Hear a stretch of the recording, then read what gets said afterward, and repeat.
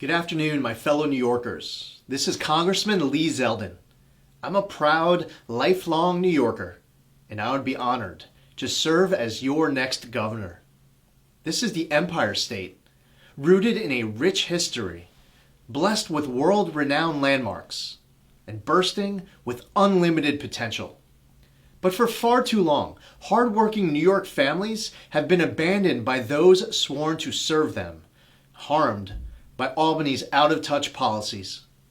Under the Cuomo-Hochul administration, punishing taxes and a skyrocketing cost of living, out-of-control crime, suffocating attacks on our freedom, and unending scandals resulted in New York leading the nation in residents fleeing. Unfortunately, New York's current governor, Kathy Hochul, and one-party rule in Albany have continued the attacks on your wallets, safety, freedom, and kids' education. We need political balance in Albany. We need to break the supermajority in the Assembly and Senate. And equally as important, we need geographic balance of power. Every New Yorker, no matter where they live, should feel like they have a voice and representation in our state's capital. The bottom line is this. In November, we must save our state at the ballot box. Like so many of you, New York has always been my home. My wife and I are raising our twin 15-year-old daughters in the same working-class community where I grew up. Now they attend the same public school I did. I learned early on in life the value of hard work. I was raised in a law enforcement household, and my mother was a school teacher. Most of my classmates growing up qualified for free and reduced lunch.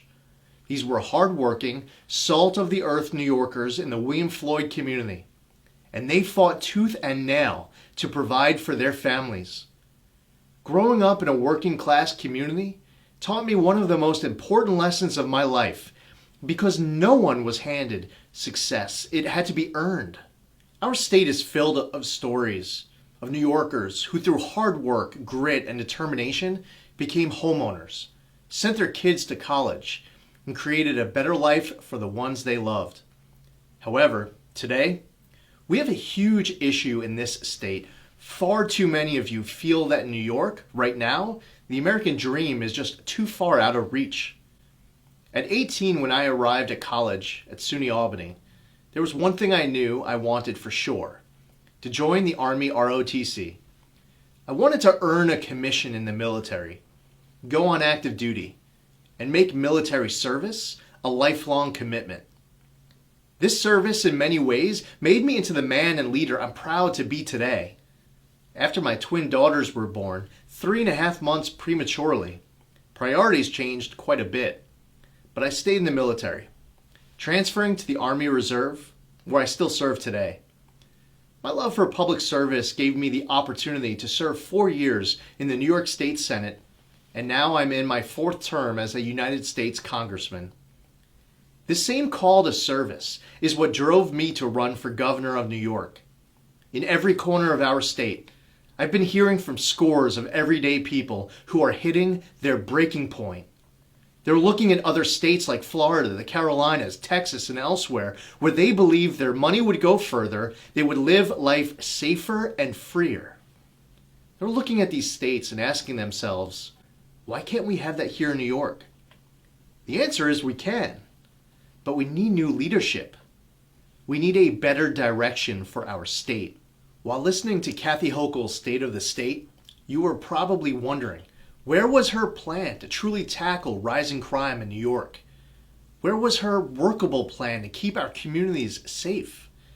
Amidst rising crime numbers in New York City, Rochester, and elsewhere, where was her unequivocal support for our men and women in blue?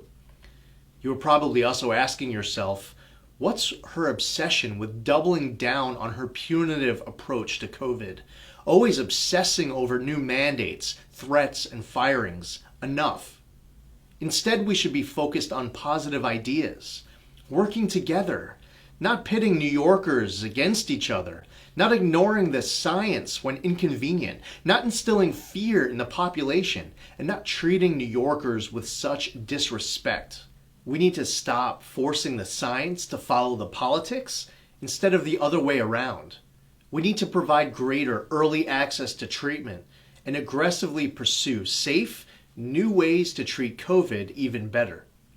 Governor Hochul did touch on recruiting more healthcare professionals into the workforce, which is pretty rich coming from the person who fired thousands of healthcare workers a little over 3 months ago. New Yorkers aren't fooled by the fact she's attempting to fix a problem she helped create. Elective surgeries should have never been halted. The state health department shouldn't be using race as a factor to distribute COVID treatment. And our state's totally foreseeable and still extremely fixable testing debacle should have been avoided. One of the items Governor Hochul did talk about was her sudden shift in position on term limits. Her convenient calls for term limits now are far behind the curve and clearly another calculation to follow whichever way the political winds blow. During the reign of three-term Governor Andrew Cuomo, New Yorkers witnessed firsthand the rampant abuse and corruption that is born out of a system of limitless power. Yet Cuomo's lieutenant governor, Kathy Hochul, stood idly by in pathetic silence. When the opportunity to ride Andrew Cuomo's coattails to a third term as his lieutenant governor was politically expedient, she was mum on term limits. Unfortunately, it was New Yorkers who paid the ultimate price. The thousands of seniors who died in nursing homes, the scores of women and others who suffered abuse during the Cuomo-Hochul administration, and the lives that were destroyed thanks to fear, intimidation, and rampant corruption. Where was Cuomo's lieutenant, Kathy Hochul, scandal after scandal after scandal? Was she complicit or out to lunch? Which one? She can choose, but there's no third option. As I have long stated, the position of governor of New York should be term limited to 2 terms of 4 years each. I called on the state legislature to term limit me, and even if they didn't, I wouldn't serve more than 2 terms. But term limits isn't the only thing Kathy Hochul is changing her tune on. After months of running interference and protecting Andrew Cuomo's corruption, unethical $5.1 million book deal, and using the Cuomo-Hochul administration's taxpayer-funded staff to help write it, now she's decided she wants to overhaul the Joint Commission on Public Ethics. Well, in September, she appointed a commissioner to the committee minutes before the start of a meeting. Said commissioner turned around and immediately voted against repealing Andrew Cuomo's $5.1 million book deal. Ethics has gotten so bad in Albany that even the commission set up to make sure things are ethical has become corrupt. Democrats are refusing to clean up Albany. Come hell or high water, I will. As governor, I would also strengthen New York's freedom of information law by creating a strong presumption of approval. And I would increase transparency by expanding items automatically disclosed to the public. I would reform Albany's 3 persons in the room approach to governing to increase the power of rank and file legislators and foster a healthier legislative process that encourages ideas, debate, sunlight, and process. There are 213 elected state legislators, and all of their constituents deserve to feel like they have a voice and representation in our state capitol. The status quo isn't cutting it for New Yorkers, and I have heard your passionate pleas for government reform. The same cannot be said for Kathy Hochul. In November 2021, New Yorkers resoundingly voted no on no excuse absentee balloting. They resoundingly voted no to eliminate the Independent Redistricting Commission that lays the groundwork for our elections. But you know what Kathy Hochul decided to do? Exactly the opposite. A month after these 2 ballot proposals failed, she signed an executive order to override one, to override and ignore the will of New York voters and implement them anyway.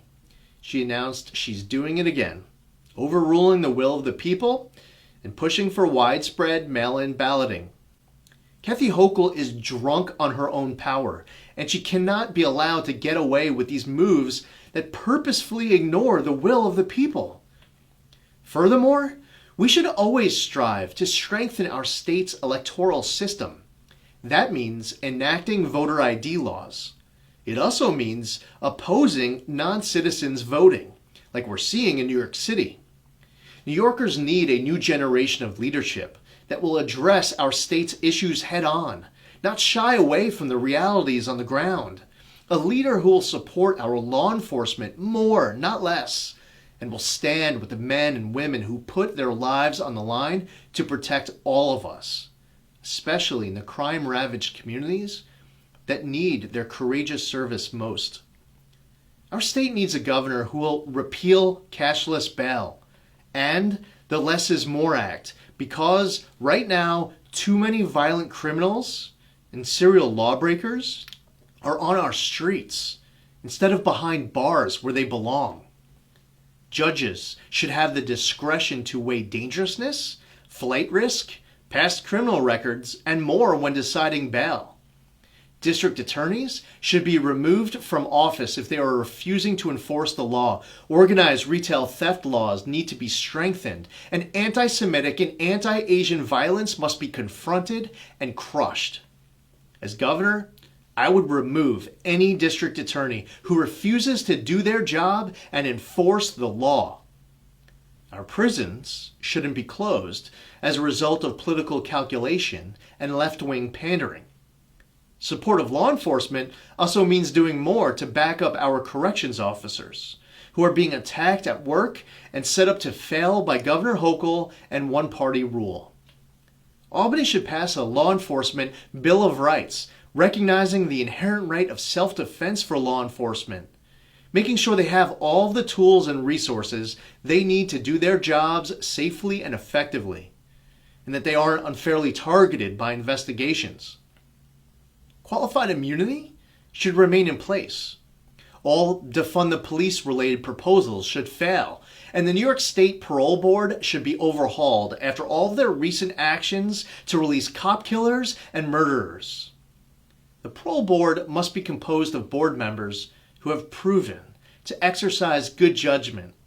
A decision to grant parole should be a unanimous one, not just a simple majority vote.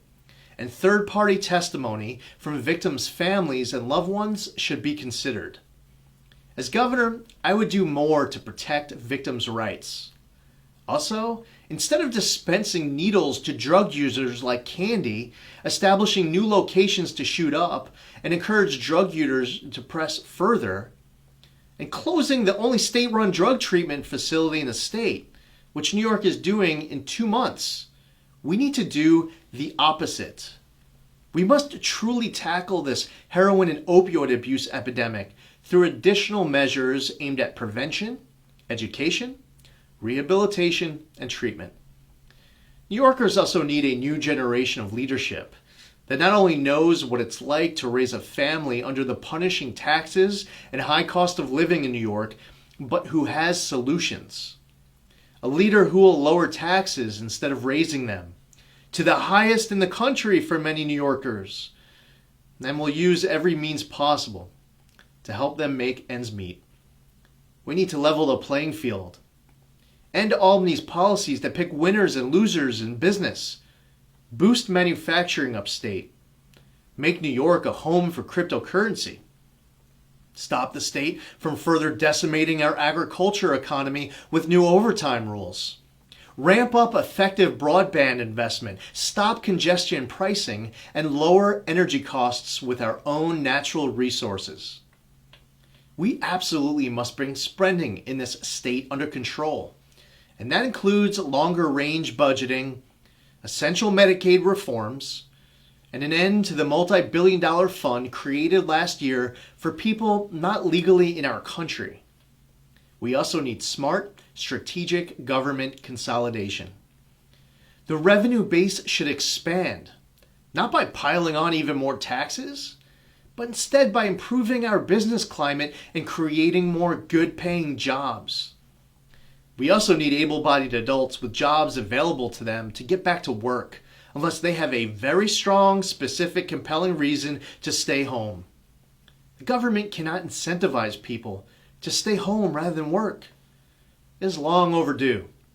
that we make New York affordable again and stop the skyrocketing cost of living for hardworking families. We get to live in the greatest country in the history of the world. I believe that American exceptionalism is something we should never apologize for. I know that one of the many ways Albany can do its part to better serve New Yorkers, especially our veterans, is by making permanent the PFC Joseph Dwyer Veteran Peer Support Program and expanding it to every county in the state. I created this program as a New York State Senator in 2012, and it's been a huge success, saving countless lives of our veterans who have post-traumatic stress disorder or traumatic brain injury. It's a peer support model that should be available in every corner of our state and all across our country because every veteran in need should have this resource available to them 24/7, 365. Whether it's the need to better take care of New York's disabled community, or focusing on helping those experiencing homelessness get out of the shelter rather than focusing our bandwidth on putting them in, we have so much more work to do in this state. From better tackling animal abuse to better protecting our environment, the list is endless on my to-do list for this time next year when I hopefully take office as your next governor. New Yorkers need a new generation of leadership that will ensure COVID-related healthcare decisions are kept between them and their doctors. A leader who will end draconian mandates that have been the hallmark of the Cuomo-Hochul administration and will champion common sense solutions. As governor, I will address the healthcare worker shortage in New York, not make it worse, and fire nurses who were hailed as heroes. New Yorkers need a new generation of leadership that knows what it's like to have school-age children today in our state, especially during the era of remote learning. A leader who will ensure parents remain in charge of their child's education and upbringing, and will ban divisive curriculums in classrooms because our kids go to school for a quality education, not an indoctrination or brainwashing. Let's lift the cap on charter schools, overhaul the state education aid formula to make it simpler and predictable, truly tackle unfunded mandates, and let's also make sure all kids have access to a quality education, regardless of race, religion, or wealth. In New York City, former Mayor de Blasio worked overtime to deny extremely talented Asian students an opportunity to attend specialized schools, because he said he wanted the education system to look like America. That's as disgusting as it gets. As governor, I will establish grade school apprenticeship programs to give graduating students the option of earning an industry certificate so that they can go straight into the workforce and establish a successful career. New Yorkers need a leader who will keep our schools open for in-person learning, who won't require kids as young as 2 years old to be masked up all day long, who doesn't believe we should require the COVID vaccine for kids to attend school, and who understands that our children have sacrificed too much these last 2 years physically, mentally, emotionally, and developmentally. The Omicron variant is causing milder reactions than prior COVID strains. The current push to return to remote learning is a disgrace. Kids need to be learning in person, full-time in the classroom. We should also make sure that advanced academics, such as gifted and talented programs, stay in all New York schools. Some in government believe these programs should be removed in the name of equity. I couldn't possibly disagree any more strongly. November 8th, 2022 is more than just an election. It is the difference between feeling safe in your communities or becoming another statistic. It's the ability to put food on the table, afford to fill up your gas tank, and save for your family's future. This is last stand time, and we have no choice. Instead of throwing in the towel, we need to restore New York to glory. It's clear. The status quo isn't working. And it's going to take bold leadership, vision, and unwavering determination to turn things around. We have to do this together. I'm all in. and I need your help on November 8th, 2022 to save our state.